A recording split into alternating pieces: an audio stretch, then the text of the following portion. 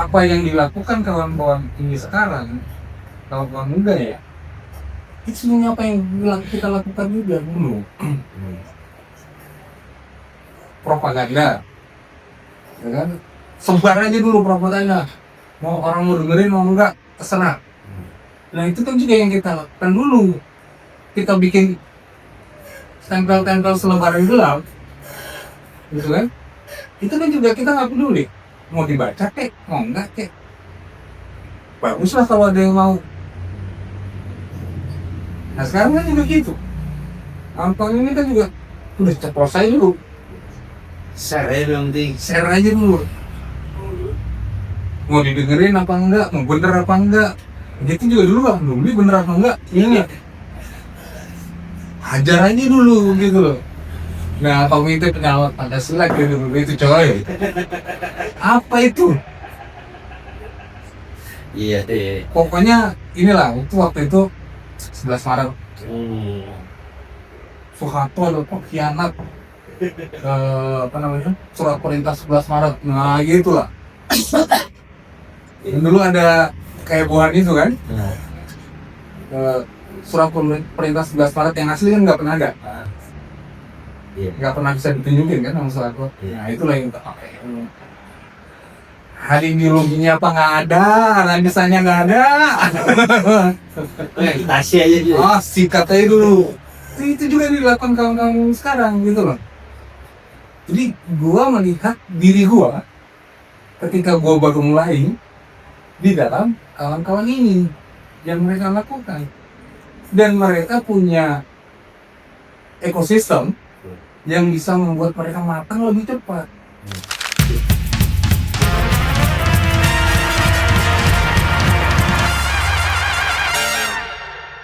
Nah, orang-orang PDS udah pada kemana? Masuk PRP? Enggak. Oh, nggak juga? Enggak. Dari PDS nggak ada sampai pemiluan. Itu baru tahu tuh. Berarti listrik.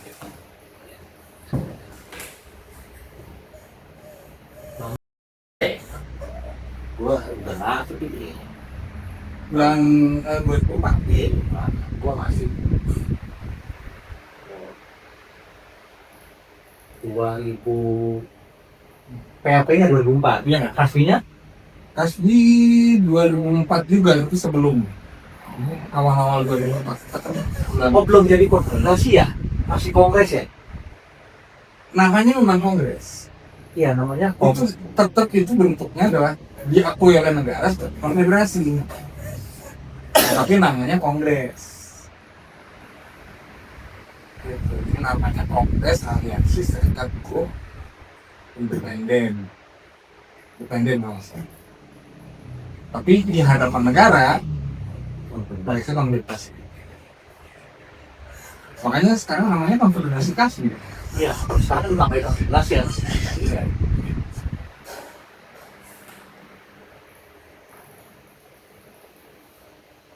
Oh, itu bisa besar ya? Berarti cepat banget dalam 2 tahun. 2004 2006 pun puncak kebesaran kasih. Iya. Gila, panggung itu berapa ya? Mungkin 20.000 kan? 2006 merah itu semua jalanan ini. Kasbi itu sebelum pecah aja, sebelum pecah jadi kasbi PKS itu 100 ribuan lebih anggota. 100 ribuan. Ini bukan karena apa ya? Gue nggak ngerti sih asli ya, kalau nggak gue paham ML deh. Itu kan terlalu politis tuh. NPBI Serikat Buruh kan terlalu politis menurut gue ya. Karena di beberapa basis itu bisa dimobilisasi aksi harian loh. Kasbi itu bisa besar karena kita bukan cuma menawarkan advokasi, kita menawarkan cara-cara baru untuk melakukan perlawanan, pendudukan pabrik, pendudukan Kemenaker, terus apa namanya, aksi-aksi wilayah, gedor pabrik itu kan juga pasti yang mau. Sebetulnya ya, gua kan pernah dikasih Hmm. 2000 apa ya? 2010 mungkin. Sebelum rame STNI gedor pabrik, waktu bom pabrik itu ya itu sudah cuma memang tidak besar. Tidak sebesar yang kemudian Soalnya karena kemudian diikuti oleh yang lain. solidaritasnya nggak full tim gitu loh. Jadi cuma kayak perangkat 10-20 orang pabrik ini gitu. Nah itu kan sudah ada solidaritasnya di zaman gua tuh di sekarang. Tapi gedor pabrik itu yang mulai kasih.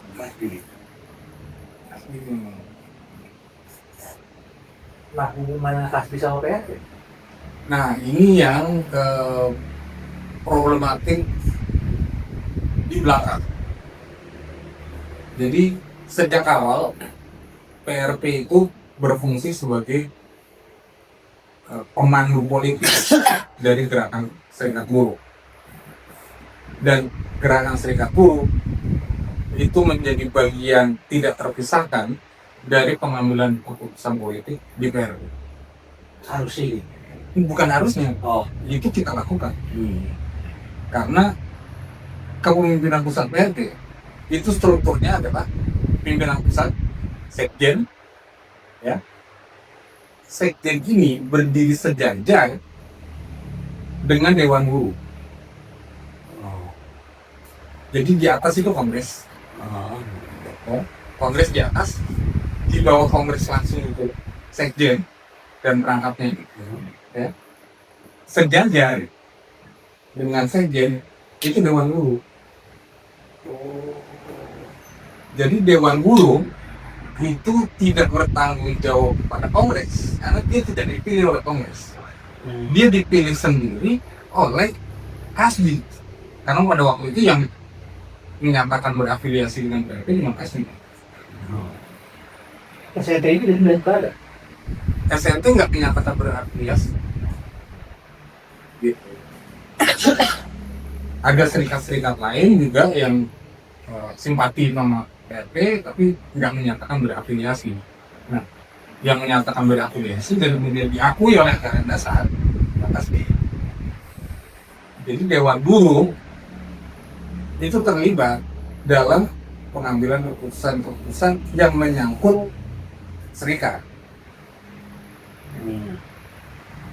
Di PRP-nya. di PRP. Dan mereka selalu diundang dalam rapat-rapat di komite pusat. Bukannya ada vaksin mahasiswanya di dalamnya? Nah, berhasil itu. Makanya kalau nggak ada yang keluar. Betul. Nah, problem yang kemudian pada waktu itu nggak disadari, ya. Tapi terutama pasca Incan Aceh, ya. Incan Aceh itu 2003 kan 2004 Desember. Pada itulah Tsunami kan? Iya. Oh iya, itu harus berdiri Pak.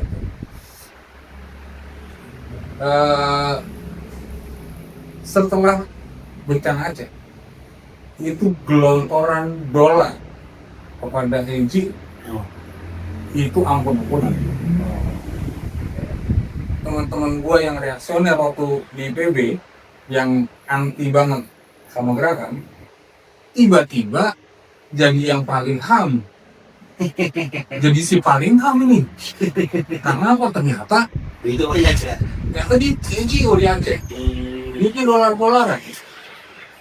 Nah itu kemudian selama beberapa tahun setelah itu NGO di Indonesia itu kebanjiran duit dolar itu masih mengalir. Okay? Dan siapa yang paling kena direkrut oleh NGO ini adalah aktivis mahasiswa. termasuk aktivis-aktivisnya PRP yang harusnya kemudian dia menggantikan angkatan 98. Ini angkatan 98 nya kan udah mulai berumur nih, udah mulai harus didesak terus rumah tangga, didesak kebutuhan anak segala macam, ya kan? Ini kan harusnya digantikan oleh aktivis-aktivis baru ini, tapi mereka kemudian malah masuk NGO. Terlena ya, karena Duitnya lebih banyak. Dan habis itu, persis habis itu, bukan habis itu ya, bersamaan dengan itu, pemilu langsung 2009. 2004 ya. SBY kan. Oh iya. Nah, sudah tekankan Dan Mega ya. disitulah kemudian tim ses menjadi memegang peran yang sangat penting sebagai vote getter. Yang mulai marah sih. Nah, aktivis ini direkrut lah ke dalam tim ses. Tahun 2010 praktis angkatan yang lahir 2000-an udah either di NGO atau di tim ses. Nggak ada lapisan yang menghubungkan antara organisasi politik yang ideologis dengan perjuangan serikat yang akademis. Ini kan harusnya kader-kader ini ya. Generasi tua itu. Generasi dong mas. Kamu sih udah nggak? Generasi tua itu. Iya kan lu ini Itu ada apa lu? teman-teman lu Nggak ada. gila kan? Iya. Nggak, maksudnya mereka kalau nggak kerja, ya itu ke NGO atau jadi. Iya.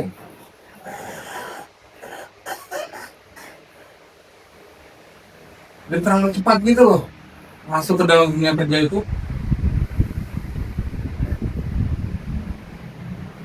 Cepet banget gitu. Nggak ini, nggak rasain susahnya dulu. Nggak, dia nggak sempat melahirkan generasi yang harus mengisi pasca 2010. Dia harusnya jadi jembatan dong. Kan mereka ya harus ngisi nih antara ini sampai 2010. Nanti mereka udah menghasilkan generasi yang baru, ambil alih lagi, estafet gitu kan. Iya. Tapi karena di sini kosong, 2010 ke sana kosong. Karena yang di sini pada NGO dan tim ses, pasca 2010 nggak ada generasi gerakan kiri yang matang. Oh, makanya putus ya. Putus. Ada nih CMD skala nasional. Siapa sekarang yang nggak ada satu pun loh. Nggak ada emang. Putus semua itu. Putus 2010 ke sini itu putus.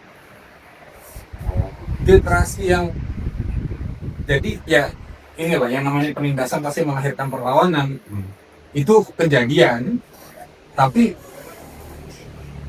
di ujung-ujung 2010-an kan, menjelang akhir masa jabatan Jokowi, baru bermunculan ini orang-orang baru. 2020 ini. Enggak, sebelum itu udah muncul. Iya, yang itu loh apa namanya KPK, reformasi korupsi. Itu kan generasi yang sama sekali baru, Iya. ya. Dia nggak kenal dengan gerakan kiri, nggak terlatih dalam pengorganisiran, Iya. ya. Nggak terlatih dalam perjuangan pemogokan, Iya. nggak terlatih bertarung dengan tentara. Iya. Bahkan baris terbaris pun nggak becus.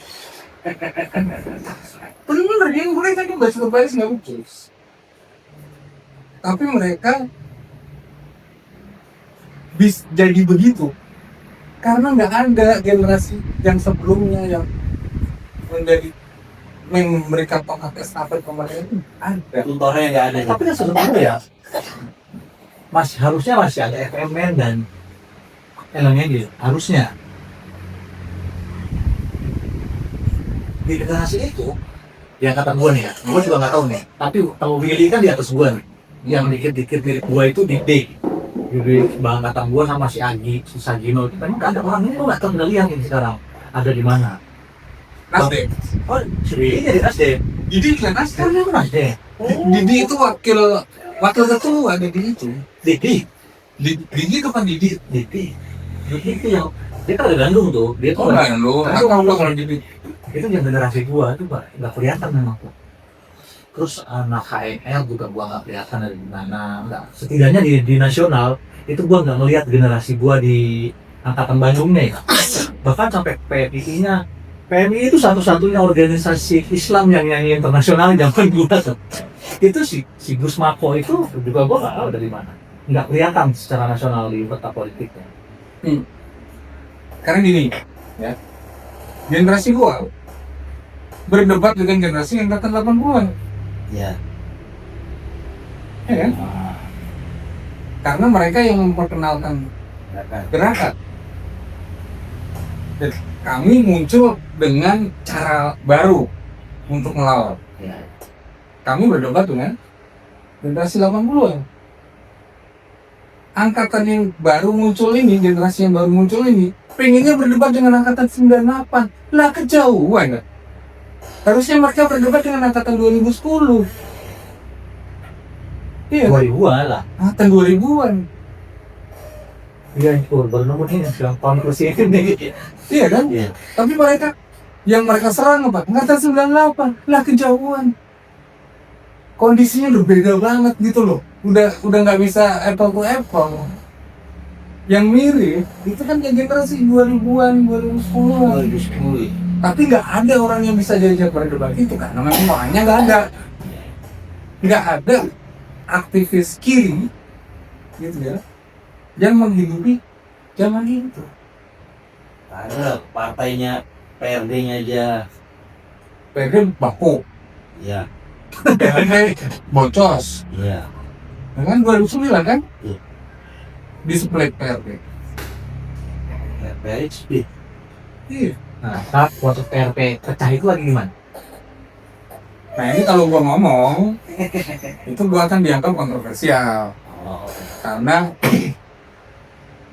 ini satu hal yang gua desak dari kawan-kawan PRD untuk menulis sejarahnya sendiri aja mereka nggak berani. Sama dengan PRD nih. Memang bakupnya orang kiri di Indonesia adalah nggak mau menulis sejarahnya sendiri. Gitu ya.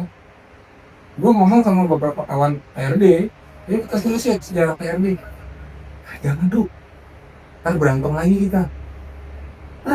Orang kiri takut berantem. Itu maksud gua. Kenapa sih? Ini Tapi kan ini yang goblokan macam apa gitu. ya kita kerjain sekarang ini kan kayak proses menulis sejarah kan. Iya, tapi kan ya istilahnya gini, ini kan udah tua-tua semua nih. Iya. Pada nggak nonton YouTube. Nonton YouTube cuma nyari bola kali, berita bola. Sama nyari kartun-kartun. Pada nontonnya Fernalta apalah yang lucu-lucu gitu. Ya, biasa lah orang tua.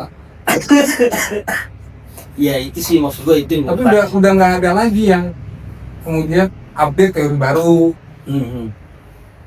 Ya, ini kalau diantara lu nih bikin sekian banyak video, mereka nonton nggak yang lain? Paling mereka tonton diri mereka sendiri. Tapi ada beberapa yang nonton full. Ada beberapa orang yang ngomenin gua berkali-kali ya. Hah? Si ini harusnya nggak begini loh ceritanya sih itu. Ya oke maksud gua Ya tapi kan itu kronologis doang. ya kronologi. Iya. Kronologi bagus, gitu ya. Artinya gue juga pasti ada beberapa kronologi Yang miss lah. yang miss. Ini di sini.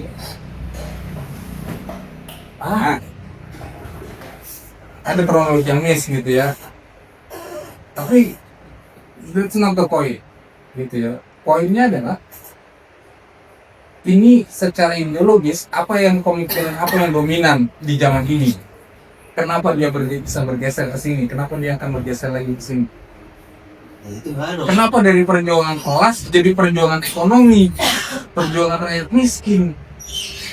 Kenapa bukan rakyat pekerja? Itu kan yang mungkin ya itu karena rakyat pekerja yang diambil sama PRP. Makanya kemudian mereka ambil, ya udahlah kita ngambil rakyat miskin aja. Tuh, gue nggak tahu apa itu tadi itu perdebatannya. PRP baru 2004. Itu 2001-2002 om, pemerintahan rakyat miskin. Masa? Iya. Waktu bangkit ya. Tapi sudah mengalami kemunduran di gerakan buruhnya bang. Oh, gerakan, Setelah 2002 ya.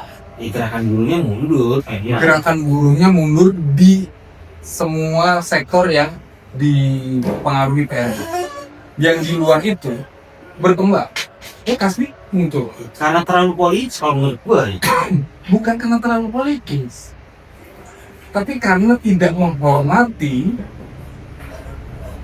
aspirasi politik dari bawah. Aspirasi Oh, gerakan buruh itu bodoh, makanya harus kita pimpin,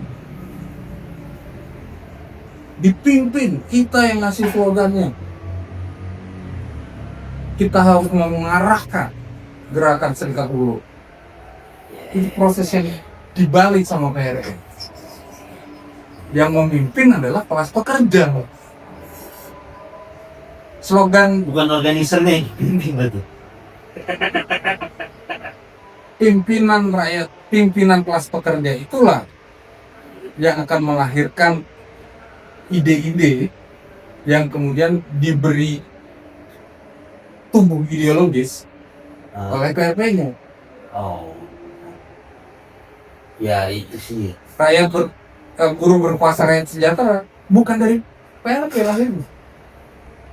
Lahirnya dari, gua nggak tahu apakah dari Tangerang atau dari Bandung. Somewhere lah di antara dua itu.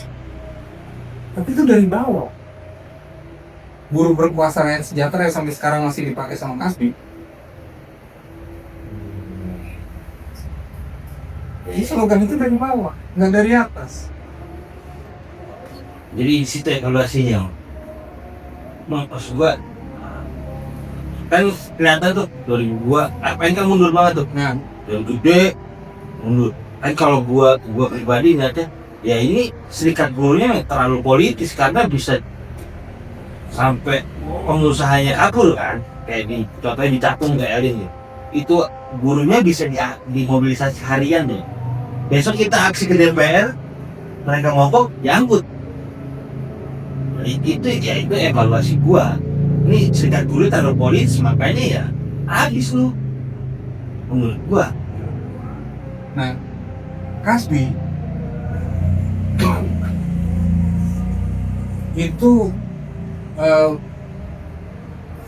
sampai punya trajektori menuju kekuasaan kelas. Gua nggak setuju dengan itu karena revolusi nggak bisa direncanakan, nggak bisa dibikin kayak outcome NGO, nggak bisa gitu. Tapi gue biarin aja gitu karena ini ya nanti kan mereka kebentuk sendiri gitu. Kalau gue sekarang menantang itu ya artinya ini belum terbukti, gue juga belum terbukti gitu ya. Karena menghasilkan perdebatan yang gak ada basis materialnya. Ini semua angan-angan gitu. Gak bisa diselesaikan perdebatannya, itu udah biarin aja. Tapi bahwa mereka punya trajektori itu menunjukkan bahwa mereka punya angan-angan soal kekuasaan kelas pekerja. Ideologis, lebih ideologis dari FNPBI.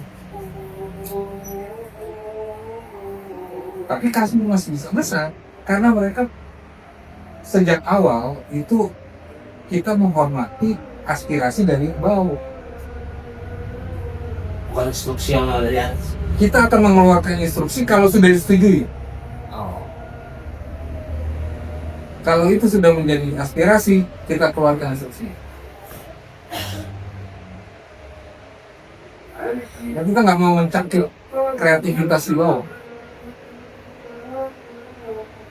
Karena istilahnya ini inisiatif itu gitu ya, itu akan selalu datangnya dari massa. Kreativitas akan selalu datangnya dari massa. Ini coba lihat apa yang dilakukan PRD selama bertahun-tahun ya, itu hampir semua adalah contekan dari apa yang pernah dilakukan di negara lain. Ya. Tapi apa yang terjadi ini pendudukan pabrik itu kita dapat contohnya di Argentina. Ada videonya, kisah putar pabrik. Mereka sendiri yang ambil keputusan. Harus begini caranya pendudukan pabrik. Yang mereka lakukan itu nggak ada yang kamu bisa duga gitu loh. Benar-benar berbeda dengan ini. Prosesnya berbeda, begitu di lapangan berbeda, struktur aksinya berbeda, dan mereka sangat kreatif. Bahkan pendudukan pabrik itu salah satunya kenapa nggak bisa dibubarkan sama tentara, karena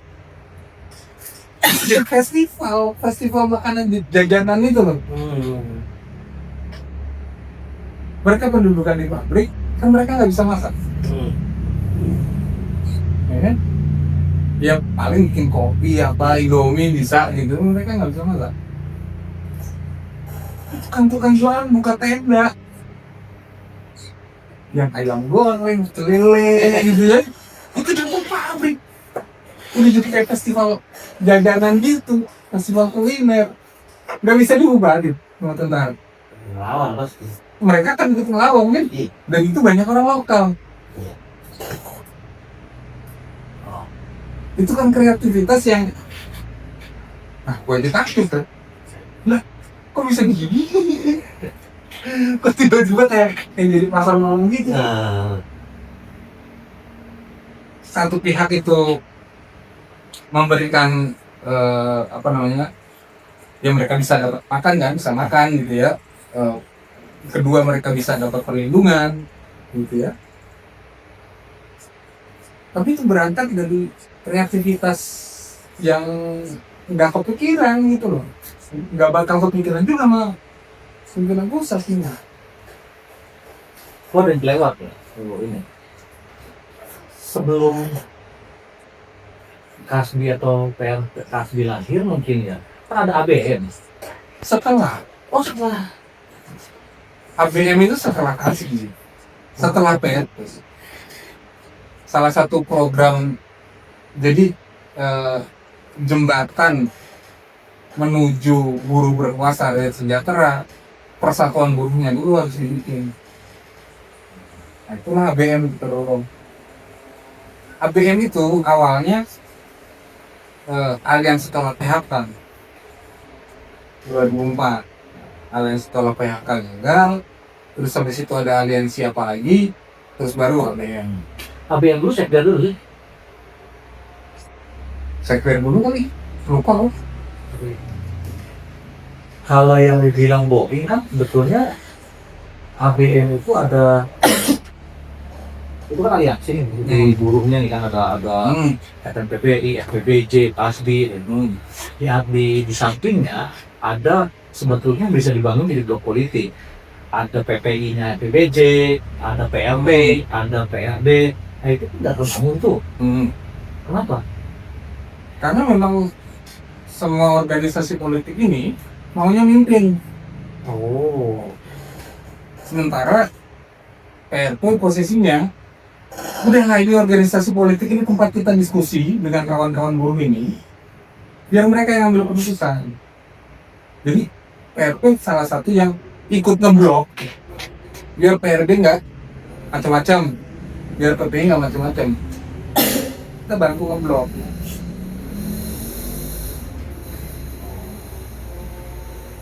Kita mau kepemimpinan gerakan ini ada di kelas pekerja.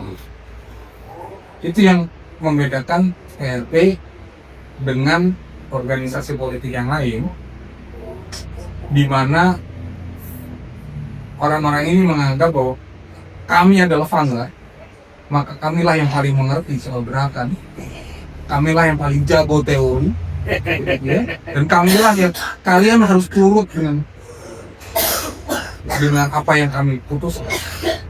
Ya. Paham gua. Vanguard dalam pengertian VRP adalah kita menjadi vanguard karena kita yang paling depan berhadapan dengan musuh. Kita yang mati duluan. Kita yang menanggung beban supaya yang lain aman. Kita yang membuka jalan agar pasukan utama itu bisa bergerak. Pasukan utama siapa? Kelas pekerja. Vanguard bukan pemimpin. Vanguard itu pengguna jalan. Lapor. Kita yang memperkenalkan ide-ide baru. Kita yang memperkenalkan, mengajak kawan-kawan itu bicara soal teori, gitu ya. Tapi at the end of the day, keputusan politik harus ada di tangan kelas pekerja, rakyat pekerja. Karena bukan cuma buruh, tapi ada pekerja lain yang nggak bisa dengan mudah dikategorikan buruh. Kalau soal gua nggak tahu, gua udah lupanya juga ya. Boeing kalau nggak salah bilang harusnya ABM itu bisa jadi konfederasi. Nah itu juga kita tentang. Iya. Wah, soalnya kalau di Boeing bilang itu, soalnya ada yang nggak disepakatin sama non Kasbi itu, ya kalau buruhnya join di Kasbi, mahasiswanya join di SNI. Kalau Boeing bilang kamu gitu kasih formulir ada dari awal. Nah itu salah satu poin yang kemudian membuat apa namanya ketegangan antara PNV dengan Kasbi juga, karena kami nggak setuju ABM itu Organisasi di apa namanya campur sama Kasbi.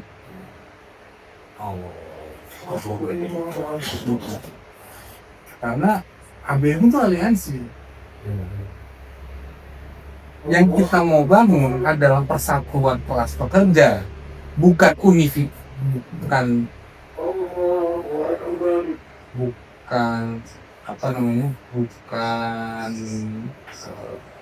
kalau korporatisme kelas pekerja. Jadi ini bukan satu yang korporat semuanya harus menjadi bagian dari satu kubu, gitu ya. Tapi ini adalah aliansi kelas. Ya, lu bisa tetap jadi serikat moderat, nggak masalah, gitu. Yang lu di sini serikat yang lebih radikal daripada Kasbi, itu nggak masalah. Tapi kita bisa ketemu dalam bagian inilah kekuatan kelas pekerjaan yang ini sebagai kelas yang muncul. Jadi nggak kemudian diinkorporasi menjadi satu tubuh, gitu ya. Dan kita tahu sampai sekarang siapa yang ngeracunin Kasbi sampai punya pikiran akan mencaplok ABM. Gua nggak tahu sampai sekarang.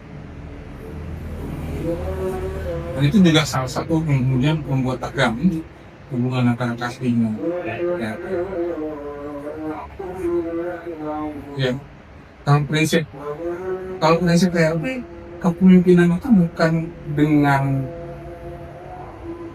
lu harus di bawah komandan. Karena kepemimpinan itu adalah dengan teladan. Karena lu setuju sama gua. Memenangkan program. Kita memenangkan program, kita memenangkan ide, kita memenangkan simpati. Kalau lu dikit-dikit harus mengandalkan instruksi, ya lu udah jadi PRD. Dan cepat atau lambat lu akan bubar sendiri. Dan itu terjadi. Organisasi yang dikit-dikit harus instruksi, berubah lah. Karena dia udah nggak lagi berdasarkan konsen, tidak lagi menghargai. Kita kan dari orang kiri ini kan kita pengen membebaskan manusia, ya kan? Dari penindasan dan lain, dari pendiktatoran dan lain. Tapi begitu kita masuk dalam organisasi, lah semuanya kok instruksi, kita nggak boleh bantah. Iya. Lah ini apa-apaan gitu ya? Tapi kan ada prosesnya, Om. Sebelum instruksi kan ada prosesnya. Proses itu udah nggak dihargai lagi pasca gua tanah. Lu pernah? Ini lu tanya nih, lu berdua nih. Lu pernah nggak diikutkan dalam diskusi sebelum instruksi turun? Enggak lah. Enggak kan? Kan kita mah di bawah kok. Lah. Maksudnya nggak masuk. Sebelum gua bersedia masuk PRD, karena di situ gua ngeliat setiap kali ada instruksi mau turun itu draftnya dikirim dulu. Nah zamanan gue nggak ada, Om. Yang ada sosialisasi kalau zamanan gue udah bentuknya. Jadi ada yang namanya usulan program. Usulan program ini harus dibahas di komite-komite. Ini zamanan gue enggak. Turunan dari program itu juga hak komite untuk memutuskan. Jadi kita bisa ini karena ini ya Jabodetabek ya, kita bisa datang ke, karena ya mungkin karena kedekatan geografis ya, kita bisa datang ke sekret pusat, tungguin aja Petrus. Kita terus datang bertanya, ini artinya apa nih, maksudnya apa nih, kita mesti ngapain. Habis itu baru kita panggil komite kampus, komisariat waktu itu kan namanya. Ini ada begini nih, masukan kita apa? Kalau udah jalan masukannya, ya kalau ada deadline-nya harus masuk sebelum tanggal segini. Kalau setelah lewat tanggalnya ya keputusan darurat, kecuali keputusan darurat ya, keputusan aksi atau segala macam mah kagak perlu lah ini. Gitu. Tapi keputusan untuk kongres meet aja dibicarakan. Itu ada. Ini masukannya dari Jabodetabek apa? Dipanggil semua basis. Ada sih, cuman kan karena seperti gue ya, zamanan gue itu pokoknya 2000 sampai 2000 berapa ya? 2004 tuh. Yang gue temuin memang sosialisasi aja, memang perdebatannya akhirnya jadinya nggak maksimal. Makanya anak seperti gue, anak Jabodetabek zamanan gue, kalau dibilang soal teori ya minimal tahu lapangan doang. Ya, kita juga minim teori. Tapi kan kita tahu lapangan. Ya kita tahu lapangan. Kita tahu lapangan, kita bisa bilang ini nggak bakal jalan. Kalau instruksinya kayak gini kita nggak bakal jalan di sini. Karena kondisi di lapangan begini. Nah itu yang kita tulis, sampaikan ke Petrus. Nah itu nanti begitu instruksinya turun, biasanya udah ada modifikasi. Karena itu kan dari semua kota kan. Gitu. Dan instruksi kan harus seragam. Gitu. Jadi ada usulan yang diterima, ada yang enggak gitu. Tapi ada kontribusi kita ke dalam pembuatan keputusan itu ada, dan itu sampai di basis Jabodetabek sebagai komite menginstruksikan komisariat untuk membicarakan itu. Ada instruksinya. Dan kita panggil ketua komisariat, apa ini usulan dari Jabodetabek.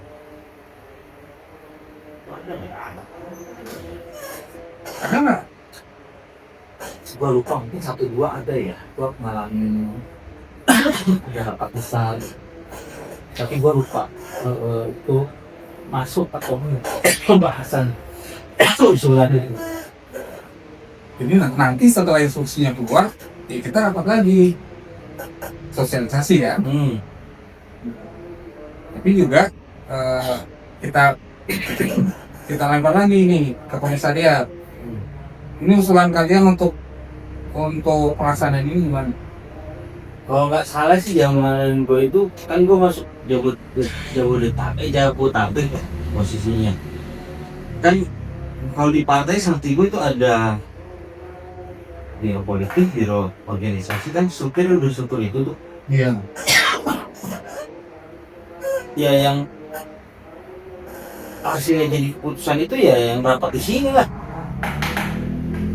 Biro Itu organisasi Birpol kan? Birpol sama ya biro-biro itu kan? Iya, biro Iya. Jadi istilahnya gini, yang di Jabodetabek itu tinggal tunggu sosialisasi seperti itu seperti itu. berarti kita kan mau masuk, kita menjadi kiri agar kita terbebas dari keadaan di mana kita disingkirkan dari pengambilan keputusan ya? Oh ya. Ya nggak? Kan kita nih sebagai kan di bawah kapitalisme, kita nggak punya kuasa untuk menentukan hidup kita sendiri. Semuanya diatur kan oleh si kapitalis. Nah. Lewat berbagai macam mekanisme. Kita masuk organisasi, kita masuk menjadi orang kiri supaya kita bisa bebas sebagai manusia. Kita bisa ikut menentukan nasib kita sendiri. Iya kan? Iya. Tapi begitu masuk organisasi, keputusan politik aja kita tak terlibat. Bullshit kan? Kita mendingan makan tai kotok.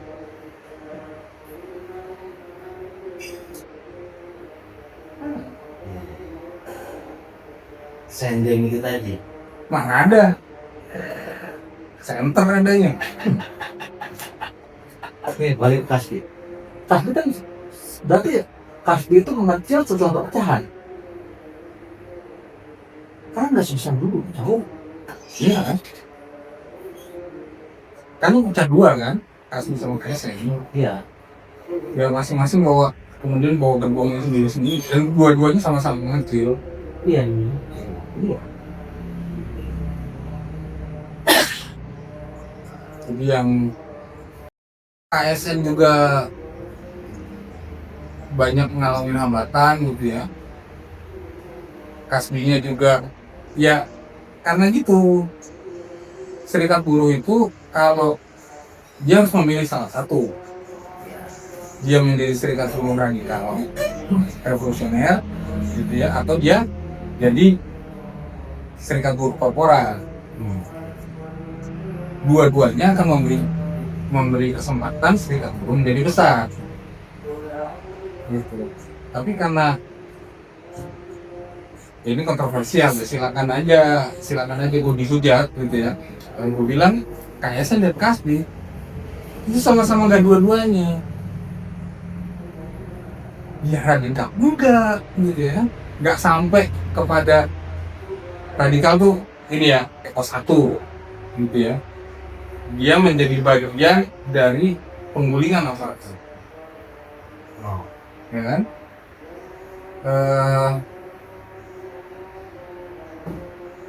Serikat buruh yang di Brasil itu apa namanya? Partainya kan PT. Serikatnya apa ya? Tapi kan dia setiap tahun, setiap menjelang pemilu itu selalu membuka perdebatan. Ini kita akan mendukung calon mana, mendukung partai yang mana. Politik panglima itu enggak. Bukan politik sebagai panglima, Enggak ya? tapi mereka menempatkan bahwa serikat buruh harus ikut dalam pertarungan, Harus intervensi pemilu. ikut dalam pertarungan perebutan kekuasaan. Oh. Mau pemilu, mau yang revolusi, mau lewat apa, itu kondisi yang menentukan. Tapi serikat buruh harus terlibat dalam pertarungan berebut kuasa. Apakah itu di tingkat bupati, ya tergantung ininya, tergantung kondisi, gitu ya, tergantung kemampuan. Tapi dia harus terlibat. Nah, selepas perpecahan Kasbi dan ASN, dua-duanya sama-sama nggak mampu untuk menjadi radikal, untuk terlibat dalam pertarungan, dalam kekuasaan. Entah dia nggak mampu, entah dia nggak mau. Tapi menjadi korporat juga nggak mau. Ya segitu-segitu aja hasilnya. Korporat tuh maksudnya Ya, ada perusahaan lah ya. ya yang inilah ya contoh nih mitra, urus sebagai mitra, yang gitu-gitu. Nanggung gitu. Tengah-tengah itu. Iya. Bajang agak. Ini bajang agak. Iya. Nah kalau melihat konteks hari ini enggak, Konteks hari ini satu hal yang ini juga harus dipertimbangkan sama kawan-kawan pimpinan di Kasbi dan di KSN adalah bahwa animo dari bawah untuk terlibat dalam partai buruh itu besar. ini dari mana hasilnya nggak kecil. Lihat dari hasil capaian politik partai tahu ya. Capaian politiknya iya, Ah, tapi desakan dari bawah. Gue mau nyalek, gue mau ini, itu gede. Sampai Kasbi pun nggak Kasbi juga nggak ada kan. Lihat pernyataan sikapnya abu-abu. Dia dukung partai buruh apa enggak? Enggak. Tapi dia nggak mendukung partai buruh, enggak juga. Dia membebaskan. Udah. Ini kesatuan komandonya di mana? Organisasi. Fungsi organisasinya di mana? Nah, harus ini udah dihujat nih sama lovers nih. Langsung fanboy Kasbi nih. Tapi ya itu, enggak, saya juga nggak bisa ubah apa. tapi kan kalau begitu animonya cuma ada di segelintir orang yang punya kepentingan masuk di kekuasaan. Kekuasaan itu maksudnya nggak cuma eksekutif ya, tapi di legislatif. Kalau tadi gue mau nyalek nih, kalau kita ngelihat animo massa, outputnya nggak harus PNT kok. Itu problem. Kalau gue bilang begoan, iya juga sih, tapi terlalu jahat kali. Yang namanya serikat buruh itu anggotanya itu nggak ada yang punya KTP lokal. Oh iya. Itu problemnya. Morowali ada 70.000 buruh di sini. Anggota serikat buruhnya ada belasan ribu. Tapi nggak ada di sini. Dapat kursi satu pun nggak ada. Karena apa? Nggak ada penolakan. Karena itu yang ada di situ orang Batak, ya, orang Toraja, orang Manado. KTP-nya KTP Manado, nggak bisa. Logos. Iya. Apalagi sekarang nggak bisa pakai KTP doang ya. Iya. Kalau dulu kan bisa kan pakai KTP doang udah nambah kemana-mana kan. Mereka harus ngurus kan? Iya. Dan ngurus itu nggak bisa sebulan. Tapi itu juga kan dari Jawa. Misalkan kita ngomong daerah-daerah urban kayak Bekasi, Cikarang, mungkin lebih dari separuhnya itu buruh sudah ber-KTP Bekasi. Tapi nggak menang. Tahu dari mana? Gue sebagai orang urban Nah, dan tetangga enggak. Ya, lu ada nggak penelitian? nggak ada maksudnya ini asumsi gue. Iya. Karena buruh tetangga gue pasti buruhnya nggak menang. Karena Belum KTP mereka itu bukan KTP Bekasi. belum Mbak. Kan itu yang diributin sama warga lokal. Ini pabrik banyak di Bekasi, tapi orang lokal nggak kerja di situ. Mereka ngambil buruh dari Jawa Tengah, dari mana, kan gitu. Enggak, maksudnya gue gini, orang yang sudah ngambil rumah, itu bantu belum. Biasanya kawin itu dia akan mengurus. Gue kayak gue nih, gue mau nggak mau mengurus perpindahan KTP. Enggak, Nah, sampai sekarang nggak berarti KTP gua. gue masih kerja di Jakarta, walaupun rumah gitu. Enggak semua, karena apa? Makan waktu, makan biaya. Banyak yang dipikirin. Dan gua ogah dengan KTP mereka. satu nggak bergengsi, kedua ini daerah PKS. Tapi yang Nggak mana kalah sekarang tuh. bukan PKS dengan Tahun ini doang sih, tahun Iya. depan balik lagi. kayak iya. Yakin gua. Nah kalau sekarang mungkin kita nggak ngomongin soal gerakan buruh, tapi ngelihat soal gerakan spontan kemarahan massa terhadap beberapa kebijakan rezim gimana? Nah, ini di sini gitu ya. Tadi gue bilang mungkin ada gium kali ya, atau slogan atau ujar-ujar gitu. Setelah penindasan pasti akan melahirkan perlawanan. Walaupun kosong, Iya. gerakan kirinya kosong, tapi karena rejim ini makin lama makin pede, gitu ya, dan makin kurang ajar, perlawanan jelek. Ya. Dia spontan. Tapi spontanitas itu tidak pernah juga gitu ya terjadi secara ujuk-ujuk. Ujuk-ujuk apa ya? Oh. Tiba-tiba. Bukan sekedar tiba-tiba dia nongol gitu. Nggak gitu. Dia itu seperti akumulasi. Dia itu akumulasi, penumpuk orang nggak tahan, meledak. Nah, apa yang terjadi spontan sekarang yang kelihatannya spontan itu juga sebetulnya apa yang terjadi di zaman dulu tahun 90-an awal itu. Emang ledakan aksi-aksi undang-undang jalan raya itu diorganisir? Oh. Nggak banyak organisasinya. Gojek sebetulnya nggak diorganisir gitu lah. Sadarannya. Tiba-tiba aja kalau kita marah juga gitu kan, kita ada agitasi gitu ya. Di koran kita baca ada pemogokan di sini, ada ini di sini gitu ya. Dan kemudian kita dapat selebaran. Pancing lah ya. Kepancing lah. Ya tahu juga caranya nyebar selebaran gitu, kemudian kita lihat kan, ini kosong posisi jam segini, nah itu lah.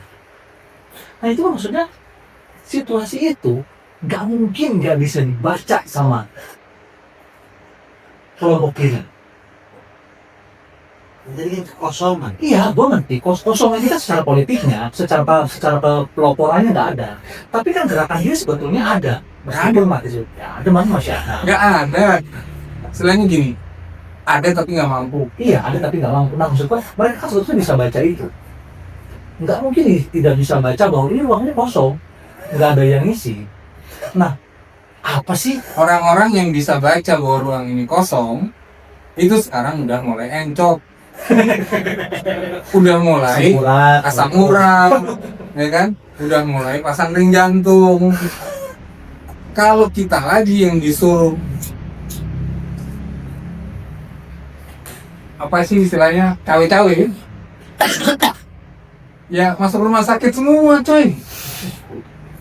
Iya. Makanya yang bisa kita lakukan sekarang adalah kita temenin ini anak-anak muda ini. Iya. Terus apa ada tuh? Kita temenin gitu ya, dan kita bukan kita bimbing juga, tapi kita membangun curiosity mereka dan menampung, kita meladeni mereka ketika mereka bertanya gitu. Jadi yang bisa kita lakukan bukan menjadi mentor, tapi menjadi teman berjalan kawan-kawan ini, karena mereka nggak punya angkatan di atasnya yang bisa mereka jadikan sebagai tempat berdebat dengan angkatan 98 terlalu jauh. Kayak anak baru atau Wisco gitu ya. Iwan jauh. Bukan saja ini persoalan senioritas itu kadang-kadang juga pengaruh ya. Enggan gitu. Iya. Segen gitu ya. Yang kedua juga agak Dulu ya, ini ngapain sih gua berantem sama orang tua? Dia juga udah gak relevan gitu loh. Sekarang kita yang memimpin. Kalau dengan angkatan yang 2000, 2010, 2010-an lah, kan nggak terlalu jauh. Dan mereka masih punya, istilahnya masih punya energi ya. energi lah untuk ngalamin berapa juga gitu loh. Kita kan angkatan 80-an kan, gitu. Nah sekarang nggak ada. Nah, makanya yang bisa kita lakukan kita jadi pemain ini. Nggak bisa kita ngisi itu, nggak bisa gitu loh. Karena udah nggak ada, secara fisik udah nggak Bukan karena mereka nggak bisa bersatu. Yang kecil-kecil, kiri-kiri kecil ini bersatu itu. nih pelajaran yang gue dapat setelah gagal berkali-kali ya. Yang namanya persatuan itu nggak bisa angan-angan.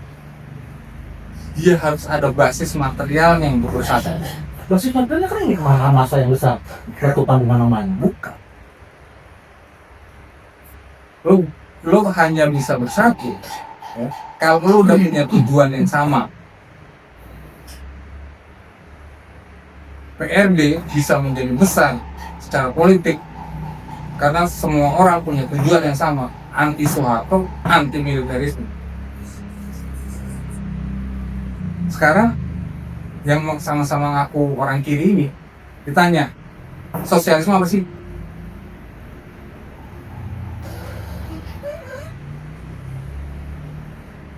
Paling juga ngomongnya wah kayak gini loh, kayak gini. Enggak, di Indonesia sosialisme bakal jadi kayak apa? Apa sih yang memungkinkan kita bangun di sini? Kedua Pancasila. Gua mau swearing gitu ya, tapi direkam soalnya. Coba kagak direkam nih, ini udah biologi semua keluar nih. Ini alat-alat biologi keluar semua. Ini ada nggak ngici kayaknya di ada.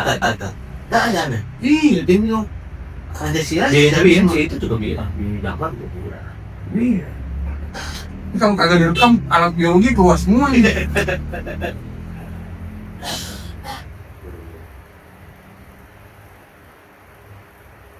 Nah, itu kan nggak sama. Kita nggak punya basis material untuk bersatu sekarang ini.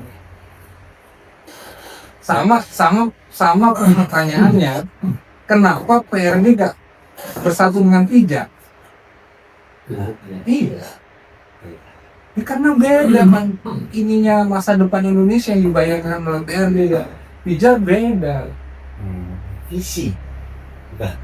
Ya visi, tujuan, sama lah. Gitu ya. Angan-angan tentang Indonesia. Kalau kita menang kayak apa? Gitu. Dulu sederhana dan ya pada akhirnya kita tahu itu nggak memadai ya. Tapi pada waktu itu kan basis material untuk menjadi PRD. Anti Soeharto, anti Gwegongsi, anti militerisme ya. Tapi sekarang apa?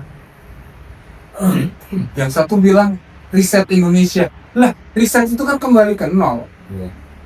Gua nggak mau, enak aja. Titik nolnya mana? Mau dikembali ke zaman Soeharto? Mau dikembali ke zaman Mega?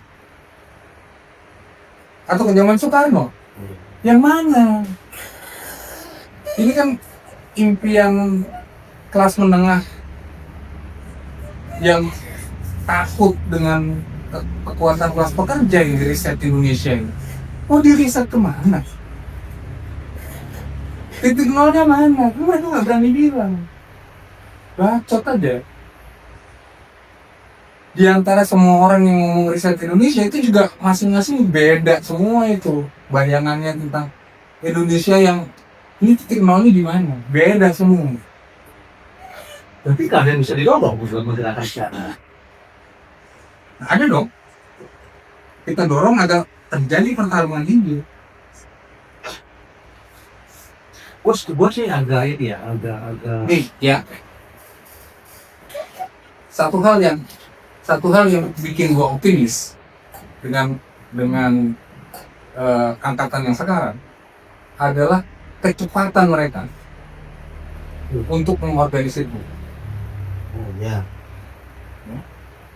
Bukan cuma kecepatan mereka untuk mobilisasi, ya, tapi bagaimana apa yang sekarang itu disebut rimpang, gitu ya, itu sebetulnya adalah sentral.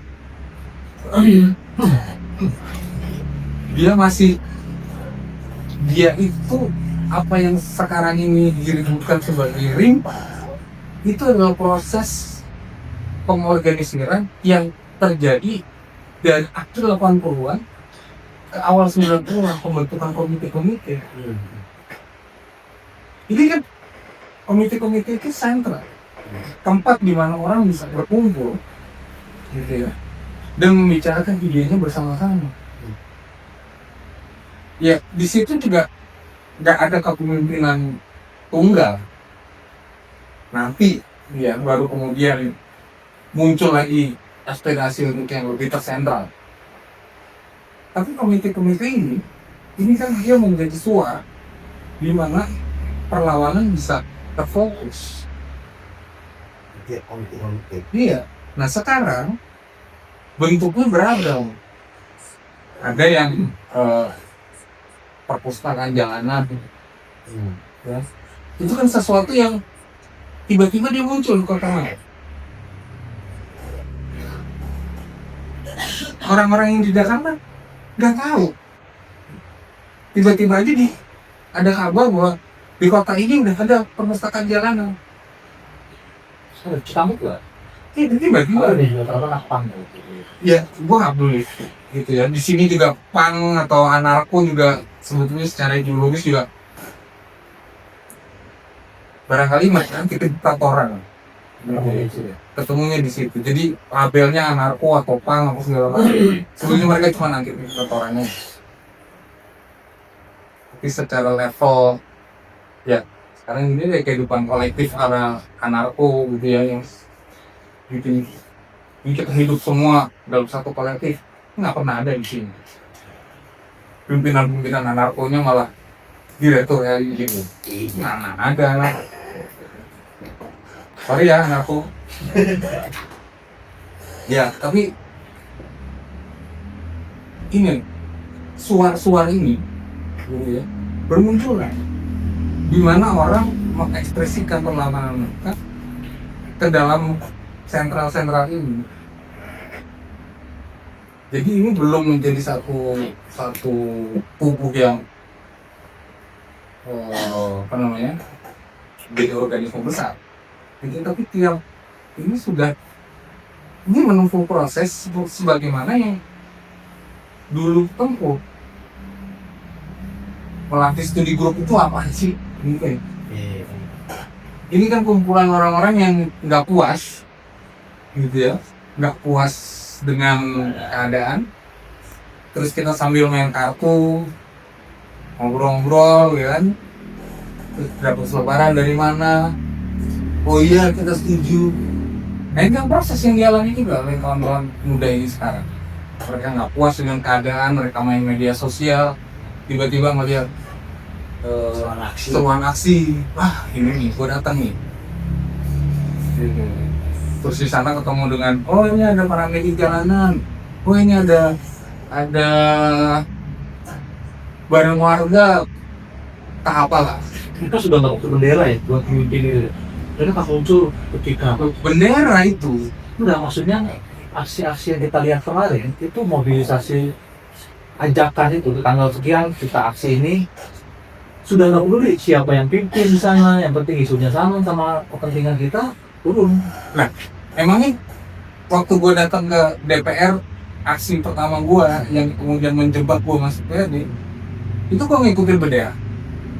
Ada. Tapi juga ini ratusan ribu orang. Nah, yang membedakan itu adalah kapasitas komunikasinya, teknologi komunikasinya, situasi liberal yang relatif bebas untuk bertukar informasi. Zaman gua, Ada ya gimana cong, orang bisa tahu info aja bagus. yang punya kagak ada internet, ya kan?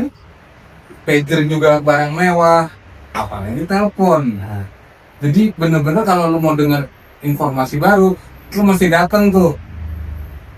Gue mesti nyambangin Wisma SY di Depok. Gue harus naik kereta dari Bogor ke Depok, terus berharap di situ gue bisa ketemu dengan orang yang bisa bawa berita baru. Butuh waktu 1 hari minimal untuk gue bisa dapat berita. Nah sekarang dalam 1 hari lu bisa dapat berapa berita? Kan alat menyediakan. Teknologi menyediakan itu. Dan zaman gua orang takut untuk berbagi berita. Apalagi berita yang anti Soeharto. Karena berita yang anti Jokowi juga orang santai aja kan. Anti Prabowo ya udah gak terlalu santai. Ya kan? Tapi masih ada ruang. iya. Ini zaman gua Nggak berani ya. kayak lu ketahuan bawa selebaran. Nah gua pernah ya, di tas gua bawa selebaran. Terus gua naik kereta, gua taruh ke atas, gua lupa. Paniknya. Terus gua kejar tuh kereta. Kejar kereta. Nggak kejar naik kereta bergubnya. Untung sama orang ini apa namanya? Pas atau kereta itu Belum buka. ditaruh di stasiun di ini. Kalau waktu itu di situ ada identitas gua gitu ya, apa gitu. Ditangkap dari kemarin. Hah? Iya. Masuk Kramat 5. Nah itu kan itu situasi yang berbeda. Itu memungkinkan mobilisasi yang lebih besar hari ini. Tapi mobilisasi di zaman gua itu juga terjadi dengan hal yang sama. Gua dapat informasi ada aksi ini, gua bersimpati, gua mau datang, gua gak peduli beneran. Siapa yang mungkin gua gak peduli. Yang penting gua datang masih solidaris. Sama itu yang sekarang begitu. Yang nggak ada adalah begitu gua datang ngasih solidaritas, udah ada orang PRD yang nungguin gitu. Nah ini gini, tegrep. Nah sekarang nggak ada itu, nggak ada organisasi yang kemudian bisa menyisir. Perlu masuk analisis. Ya ini kalau kata Alkitab panenan berlimpah, tapi pemanennya nggak ada. Yang kita nggak ada, para pemanen ini nggak ada. Ya pemanennya berada encok. Cok. Iya. Itu token estafetnya itu ngomong tadi nggak ada. Iya nggak ada. Nah, ini kan untuk bisa nyisir ini, ya gue ngeliat gitu ya, yang namanya proses pengorganisiran itu kan, ya lu mesti datangin ke kosannya, gitu ya. Lu harus rela ninggalin kerjaan lo atau kuliah lo untuk sehari 2 hari lo bolos gitu ya. Kalau bisa titip absen bagus gitu ya, biasanya kagak bisa gitu kan. Lo temenin dia, lo ajak dia diskusi gitu kan. Nah ini nggak ada, yang orang yang ngerjain itu sekarang nggak ada. Nah, makanya gua nongkrong di sini, sering nongkrong di sini. Ya karena di sini banyak anak-anak muda yang terkumpul oleh aksi-aksi itu. Sering juga ada di sini. Daripada gue yang datang gitu ya, mendingan gue nongkrong di sini, mereka yang datang. Iya. Gitu. Yang mana dari dia? Iya. Nah, gitu. Nah, jadi sebetulnya apa yang dilakukan kawan-kawan ini sekarang, kawan-kawan muda ya, itu sebenarnya apa yang kita lakukan juga dulu. propaganda, ya kan?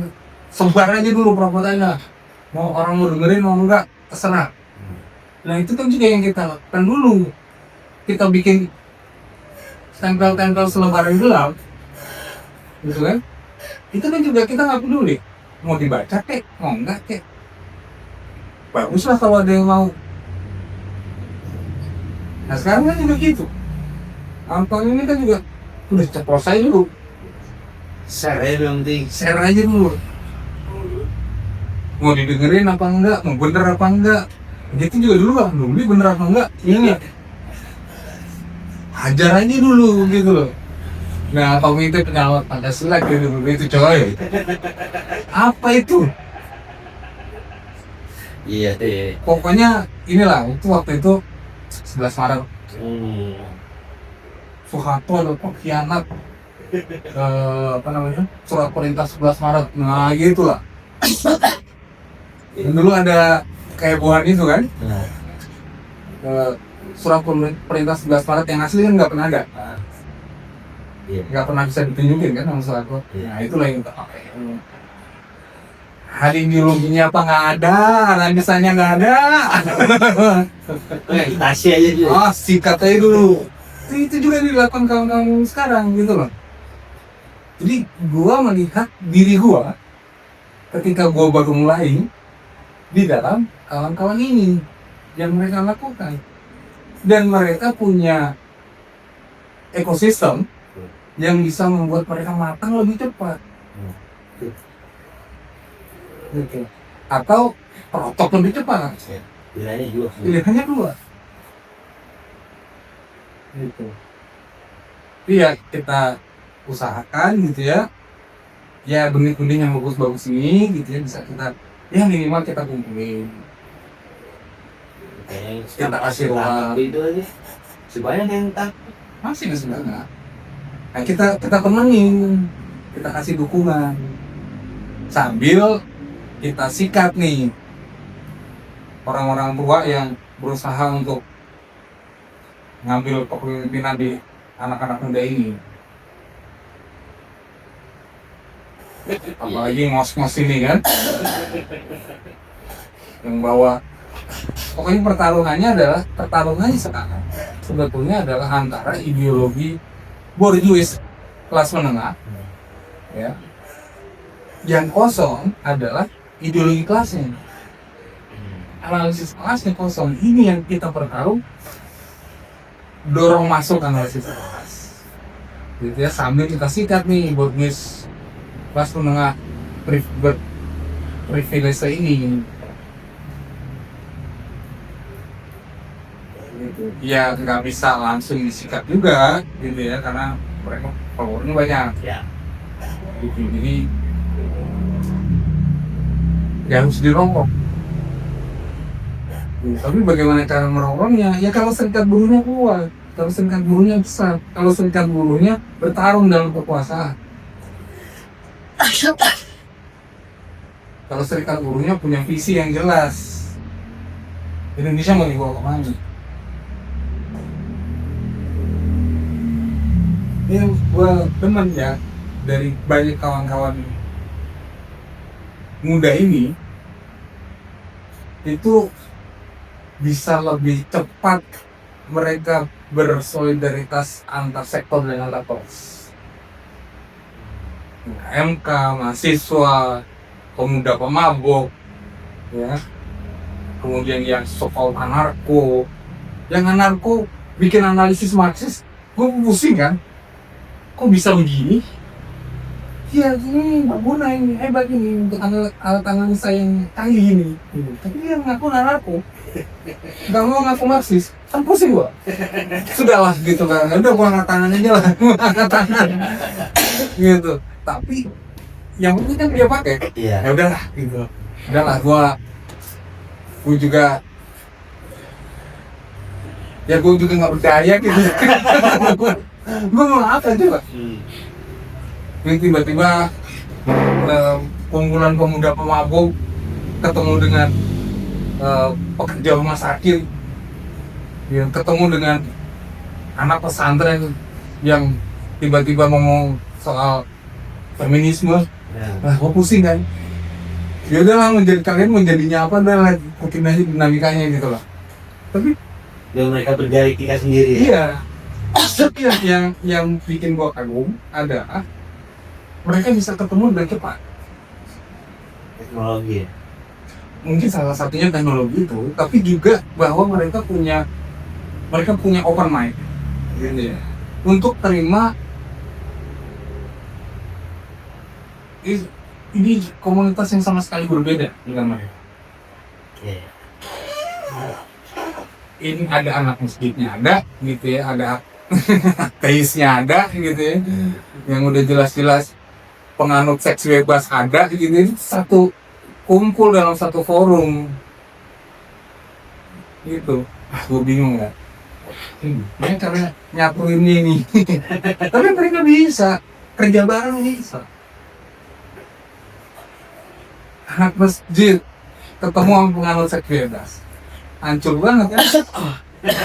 Zaman kita mana ada itu? Wah, nggak bisa, Om. Nggak bisa. Nggak bisa. Musuhin lu. Iya. Anak masjid ketemu yang aku kira dimusuhin. Iya. Juga sendiri. Nah, kagak, kita aja yang emang ini ya, emang begonya kita zaman itu ya. Lagi zaman itu kan kalau ada kawan yang rajin sholat kan kita cekengin, Iya. kita bunyi. Iya. Ya. Salahnya di situ. Iya. Iya kan? Iya. Bener-bener. Pakai ngomong gaya agama cantu. Iya. Bener kan? Masalahnya candu enak coy. Apalagi kalau sambil dengerin Rush ya. Nah, Wah, kalau pakai stereo yang bagus tuh ya, gua ungkit tuh ini, gua kencengin ya. Nyanduk ya, dengerin, udah botak tuh. Dengerin Tom Sawyer kan, aduh kayak berada dalam konser. Nah itu yang pengalaman gue tadi soal penyebaran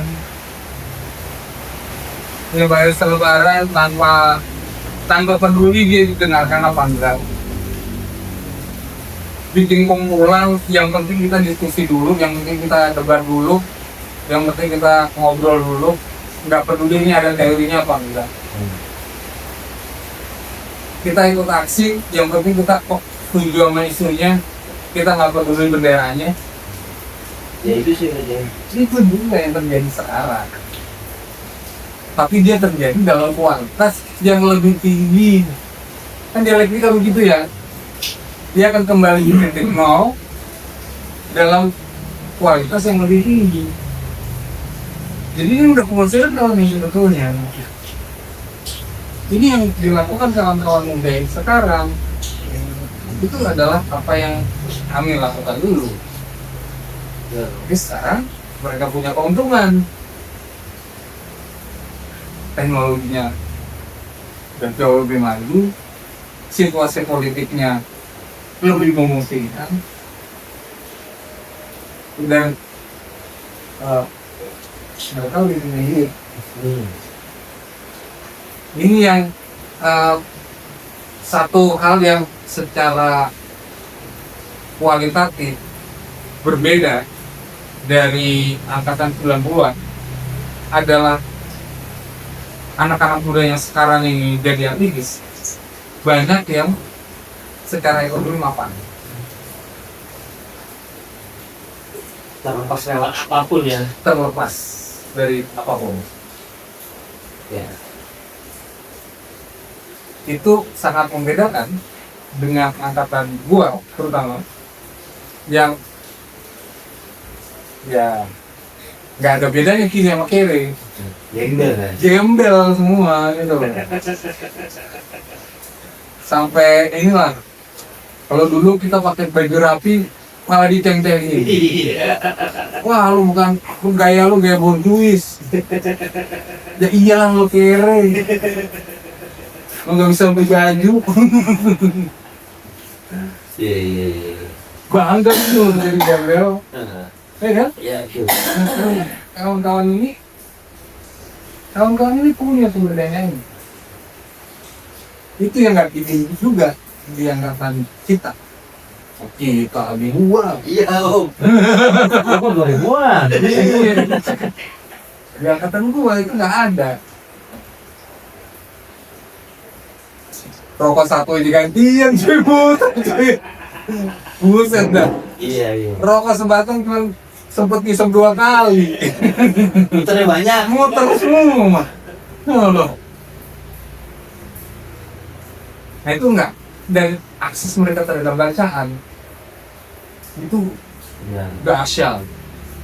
Gua ada orang yang dia anak muda gitu ya, dan dia nggak berpartai, dia nggak mendukung partai buruh, dia nggak berserikat gitu ya, tapi bacaannya kolom kan.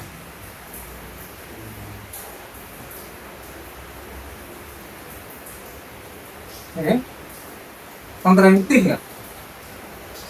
Kontradiktif. Tapi itu kan cikal bakal dialektika kan di situ. Dia mendukung, sesuai kata dia nggak mau. Dukung dengan serikat. Pantang malah aku banget. Iya. Nggak apa-apa. Orang membuat kesalahan nggak apa-apa. Karena mengikuti Malaka adalah kesalahan. Fatal. Karena apa? Karena dia meracuni dialektika dengan logika matematik. Oh, Iya. Iya sih. Kalau udah dialektika ya Dialektika itu lebih maju. lebih maju dari logika Wasumaki ya. Tuh. Ini mau turunin lagi ke matematik. Makanya memang sekarang ini Mandilok sangat populer karena dia adalah materialisme dialektika logistik. Tanpa ada logistik, materialisme dialektikanya mampet. Ini yang nanti dihujat sama fansnya Ferry Moon. Biarin. Kan gua bilang orang berbuat kesalahan adalah hak. Iya. Iya kan? Ngikutin Mandilok ya hak mereka. Karena apa? Karena membuat kesalahan adalah hak. Iya. Ya gue pakai Mandilok nih, kan Aristotelian ini kan. Yang ngomongin mau pakai logika Mandilok nih, gitu. Seharusnya emang segitu Mandilok. Ya, nggak apa-apa. Kalau nggak gitu kan mereka nanti nggak berdialektik. Maksudnya nggak berproses sendiri ya. Setelah mereka tahu ini salah, harus mencari dong mereka. Orang lain akan melihat mereka salah dan menghindari itu. Oh. Orang lain akan melihat mereka nggak maju-maju dan akan menghindari jalan. Jadi ini kayak ngelihat, macet nih, kita cari jalan lain. Kita harus siap istri. Kita harus siap. Jangan. Orang-orang yang mencari jalan lain ini harus kita kumpulin. Nah sekarang mereka punya kenapa? Karena Mandilok logika matematik ya. Logika matematik itu masih masuk di kalangan berduis. Gitu ya. Karena begitu lo masuk dialektika, lo mau nggak mau, lo harus masuk dalam logika kelas, logika perjuangan kelas. Yang borcil ini nggak mau, dia sedapat mungkin menghindari perjuangan kelas. Karena jangan sampai itu mengganggu posisi mereka juga. Iya. Elitnya, tapi kan masanya bisa aja. Masanya itu yang akan melihat. Iya. Satu saat gitu ya, akan melihat. Mampet nih saluran kalau pakai Mandilok. Gak maju-maju nih kita. Kita akan jadi orang-orang kritis yang gak punya solusi. Gak bisa ada solusi dari Mandilok. Ya, karena logikanya gitu. Logika matematik. Iya, kan DPR udah saya bayar Pak lewat pajak. Kok pengen ngomong tapi nanti aja offline. Ngapain gua yang jadi solusi? Iya, Begitu kan? Logikanya mereka begitu kan? Logika begitu. Nanti kita ngobrol offline ya. Ya, intinya gitu ya. Ini kawan-kawan ini kan memang ya sesat jalan. Karena memang orang kirinya nggak ada. Organ kiri yang bisa menjadi pembuka jalan nggak ada. Kan harusnya yang bentrok pertama sebelum orang bentrok soal KPK, yang harus bentrok duluan kan organ kirinya. Dia yang buka jalan. Wah, Iya, itu nggak ada, nggak ada. nggak ada. Akhirnya Capek. Puluhan tahun loh itu. Kalah. Ya, capek miskin. miskin itu. Capek miskin. Apa ya? Lu gue mau apa soal Soeharto pahlawan nasional gitu. Oh. Gimana? Itu kan seru juga tuh. Gini loh. Semua orang konservatif ya, itu pasti berusaha untuk menulis ulang sejarah sesuai dengan kehendak mereka. Karena apa? Karena salah satu bentuk hegemoni adalah penguasaan atas sejarah. Ya, Hitler loh, dia bikin tiba-tiba bangsa Jerman itu adalah bangsa keturunan Arya. Padahal orang Arya gimana? Dia Ada. dia. Iran. Bangsa Arya itu lahirnya di Iran. Dan mereka bukan bangsa yang bermata biru dan berambut pirang. Benar, kulitnya putih, tapi rambutnya hitam, matanya hitam. Siapa orang Arya, masih keturunan Arya, bangsa Arya sekarang? Orang India. Dinasti Barata itu Arya. Orang Jerman itu mobil, turunan Viking. Kalau itu iya. Tapi apa mereka bikin? Turunan bangsa Arya. Karena bangsa Arya ini adalah bangsa penakluk. Mereka merebut tanah. Beda dengan Viking. Ini cuma negara. Oh. Pembelokan sejarahnya di situ. Pembelokan sejarahnya di situ. Ya, Viking memang nggak ngejajah sih. Nggak pernah ngejajah. Bahkan ketika dia berdiam di satu lokasi, dia campur. Ya? Dinasti Raja-Raja Prancis pasca Rolo, ada tuh pimpinan Viking namanya Rolo itu. Dia itu turunan Viking. Orang-orang Normandia itu turunan Viking. Bunri. Ini semua. Korelasinya sama kita. Gua mau ngomong yang nggak mau ngomong di sini, sejarahnya kan hilang dari tutur orang. Saya Terlepas gua membenci satu dua orang yang pernah ada ngomong di sini, maksud gua, ya waktunya lo ngomong gitu kalau itu berbeda. iya, ibu tadi bilang kan, Iya, yang di bawah itu diktator, jangan nggak mau ngomong. ada bosnya, ya kan? Ada bosnya, Ada nggak? ya aja. Gue udah nggak satu organisasi sama dia, ya kan? Daripada di komen aja loh bang. Iya. Tapi ntar kalau gue rencananya sih mau gue kumpulin dong, gue nggak tahu lah ya. Hah? Gue kumpulin yang udah pernah gue wawancara, Hah? gue kumpulin di satu nih. Oh itu hal. Bakalan sakit-sakitan ya. Sambil-sambilan. Tapi gini, tergantung amplopnya ini. Kalau amplopnya memadai, Nah, bisa tenang kita. gitu ya. Gue pengennya waktu ulang tahun 1 tahun kita tuh undang semua yang pernah diwawancarai. Nanti ya kalau gue punya duit buat sewa tempat itu kan konsumsi. Aduh. Kalau nggak ada duit ya sudah nggak udah. Mimpi aja. Iya, apalagi podcast kok hidangannya warteg gitu kan, ya asik gitu ya. Minimal inilah siang malam ya kan. Daripada gue minta garuda loh. Jadi itu soal pembelokan sejarah. itu satu hal yang vital bagi semua orang konservatif. Mereka harus menghapus jejak-jejak kekejaman mereka sendiri. Karena mereka tahu mereka salah. Karena mereka tahu diri mereka jahat. Tapi mereka nggak pengen orang lain tahu bahwa mereka jahat. Soeharto emang nggak tahu dia jahat. Tahu.